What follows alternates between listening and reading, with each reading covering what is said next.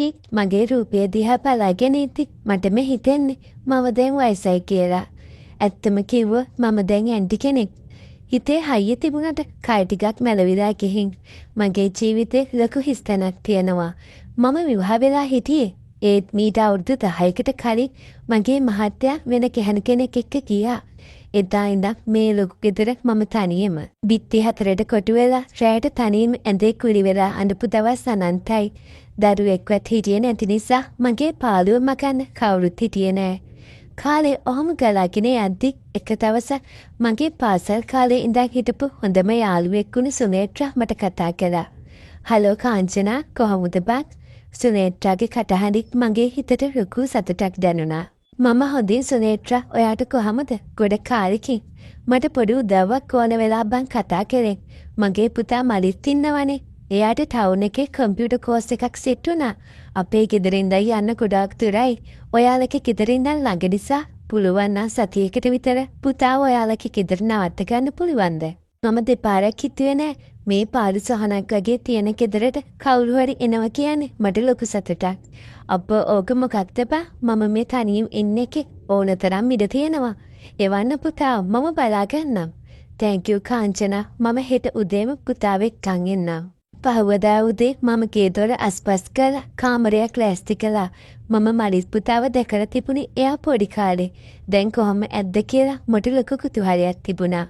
Three-wheel එකක් ගේට්ටුව ගාව නතර කරන සද්ද ඇහුණම මම එළියට තිව්වා.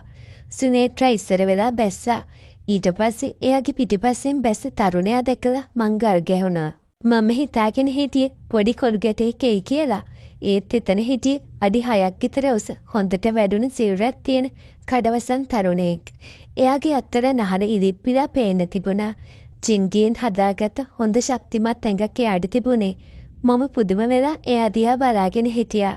"කාංචනා, මේ ඉන්නේ මගේ පුතා මලිත්. අඳුරගන්න බැහැ නේද?" සුනේත්‍රා hina වෙලා ඇහුවා. "අම්මෝ, ඔව් පුතා ගොඩාක් වෙනස් වෙලානේ. මම හිතුවේ නැහැ මෙච්චර උස මහතට කියලා. එන්න ඇතුළට එන්න." මලිත් මම දිහා බලලා ලස්සනට hina වුණා. "කොහොමද ඇන්ටි?" අම්මා ඇන්ටි ගැන නිතරම කියනවා. ඒ කටහඬ ගැඹුරුයි.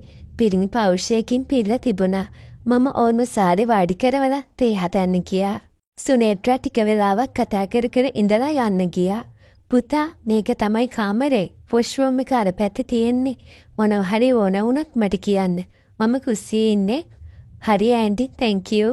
මම කුස්සියට ගිහින් දවල්ට උයන්න පටන් ගත්තා. ඒත් මගේ හිත තිබුණේ කාමරේ හිටපු මලිත් ළඟ. අවුරුදු ගානකින් මේ ගෙදර පිරිමියෙක්ගේ හුස්ම හඩක්වත් ඇහිලා තිබුණේ නැහැ. ටික වෙලාවකින් මට හිතුණා එයාට බොන්න මොනවා හරි හදාගෙන යන්න ඕන කියලා. මම දොඩංගිෂ එකක් හදාගෙන වන්දේසියක තියාගෙන සාරට ආවා. මම එතනට එනකොට දැක්කතේ මගේ අතේ තිබුණු වන්දේසිය හෙළ වුණා. මලිත් සාරේ සෝෆා එකේ වාඩි වෙලා හිටි ටී-ෂර්ට් එක නැතුව. එයා ෆෑන් එක දාගෙන ෆෝන් එක ඔබ හිටියා. මම ඇසිපිය නොහැව බලාගෙන හිටියා.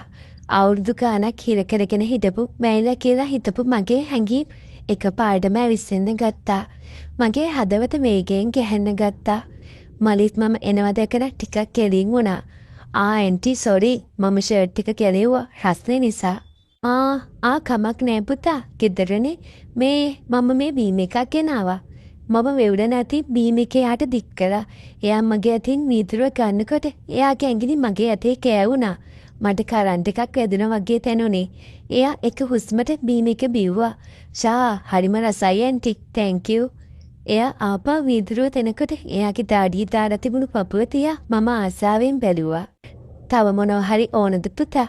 "එපා ඇන්ටි. මම පොඩ්ඩක් රෙස්ට් එකක් ගන්නම්." පහුවදා ඉඳන් එයා කෝස් එකට යන්න පටන් ගත්තා.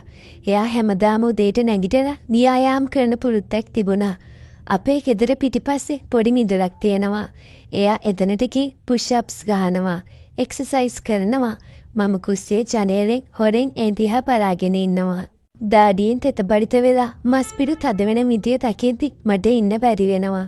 ඒ තරුණ ජව සම්පන්න ශරීරයට මම ගොඩාක් ආස කළා. මම මටම බැනගත්තා. "කාංචනා, උඹට පිස්සුද? මේ යාළුවගේ පුතා. උඹ ඇන්ටි කෙනෙක්." කියලා මගේ හිත මටම කියාගත්තා. ඒත් ඒ ඇඟ දකිද්දි මගේ හැඟීම් පාලනය කරගන්න මට අමාරු වුණා. දවස් 3-4ක් ඔහොම ගෙවිලා ගියා. අපි දෙන්න අතරේ සාමාන්‍ය කතාබහ ඇති වුණාට මා මගේ හිතේ තියෙන දේ එළියට පෙන්නුවේ නැහැ. මලිත් හරිම විනීත ළමයෙක් විදියට හිටියේ. දවසක් හවස මම නාන්න කියලා නාන කාමරේට ගියා. එදා හොඳටම වැස්ස දවසක්. මම ෂවර් එක අරගෙන වතුර දාගත්තා. සබන් ගාන ගම මගේ හිතේ නැවෙනි මලිත්ගේ රූපය. මට නොදැනීම මගේ මගේ ඇඟ පුරා යන්න ගත්තා. මම ඇස් පියාගෙන ඒ හැඟීම විඳිනකොටම එකපාරටම මගේ කකුල ඉස්සරහා ගියා. බාත්රූම් එකේ ටයිල් එක උඩ සබන් කෑල්ලක් පෑගිලා මම තඩාස් ගාලා බිම ඇදගෙන වැටුණා. අම්මෝ! මට මහා හයියෙන් කෑ ගැහුණා. මගේ වලලු කරත් එක්කම කොන්ද තරන්න බැරි වේදනාවක් ආවා. මට නැගිට ගන්න බැරි වුණා. වේදනාව වැඩිකමට මම ආයෙත් කෑ ගැහුවා. ඇන්ටි මොකද උනේ? මරිත්ගේ කටහඬ තොර ළඟින් ඇහුණා. එයා දොරට ගහනවා.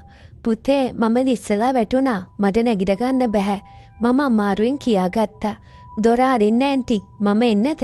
මට කර කියා ගන්න දෙයක් නැහැ. මම ඉන්නේ උපන් ඇඳුමෙන්. ඇඟේ නූල් පොටක්වත් නැහැ. ඒත් වේදනාව ඊටත් වැඩි. මම කොහොම හරි පටකාගෙන ගිහින් දොරේ අගුල පැන්නුවා. දොර ඇරගෙන මම ආයෙත් ඉව වැටුණා. මනිත්තර තල්ලු කරගෙන ඇතුළට ආවා. එයා දැක්ක තේ නිසා එයා එකපාරටම නතර වුණා. මම බාත්රූම් එකේ බිම වැටිලා ඇඟේ වතුර පේරෙනවා. කිසිම ඇඳුමක් නැතුව. පුතා මම දිහා බලාගෙන හිටි පුදුම වෙලාවකේ. එයාගේ ඇස් මගේ සිරුර දිගේ පහළට ගියා. ලැජ්ජාවයි වේදනාවයි දෙකම මට දැනුණත් මට ඒ වෙලාවේ කරන්න දෙයක් තිබුණේ නැහැ. අනේ පුතේ මගේ කකුල මම කෙන්දිරි කෑවා.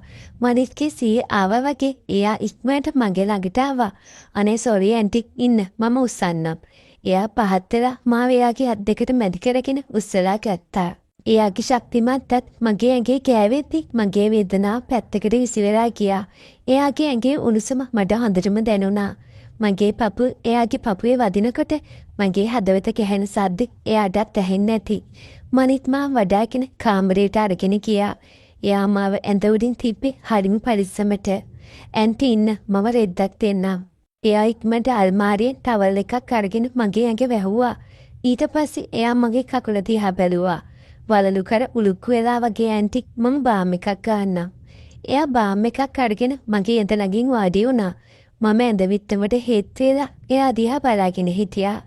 එයා මගේ කකුල අත ගන්නකොට මට දැනුනේ අමුතුම හැඟීමක්. මලිත් වෙලාවකට මගේ මූණ දිහා බලනවා. එයාගේ ඇස්වල තිබුණේ වෙනස්ම බැල්මක්. අර නාන කාමරේදී දැක්ක තසන එයාගේ හිතෙන් යමක් අවදි කළා වගේ. දැන් කොහොමද ඇන්ටි? අඩුත?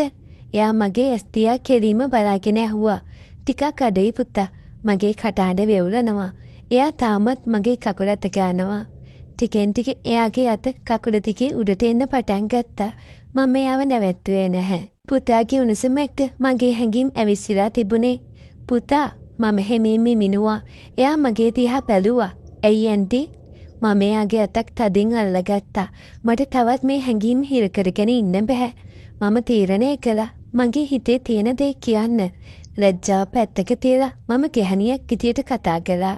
මට හරි පාළුයි පුතා. මම ගොඩක් කාලෙකින් තනියම හිටියේ. ඔයාව දැක්ක දවසේ ඉඳන් මගේ හිතේ අමුතු ආසාවක් ඇති වුණා. මරිත් පුදුම වෙලා වගේ බලන් හිටියා. ඒත් එයා අතහකට ගත්තේ නැහැ. ඇන්ටි මොනවද මේ කියන්නේ? මට පරිම තැන පුතා කියන්නේ. පුතා කැමති නම් මගේ ළඟට එන්න. මගේ මේ පාළුව මකන්න. එයා මොහොතක් නිහඬව හිටියා. එයාගේ හුස්ම ගැනීමේ වේගය වැඩි වුණා. මම එයාගේ අත අරගෙන මගේ පපුවටින් තියාගත්තා. මගේ හදවත කැහෙන වේගේ එයාට දැනෙන්නේ නැති.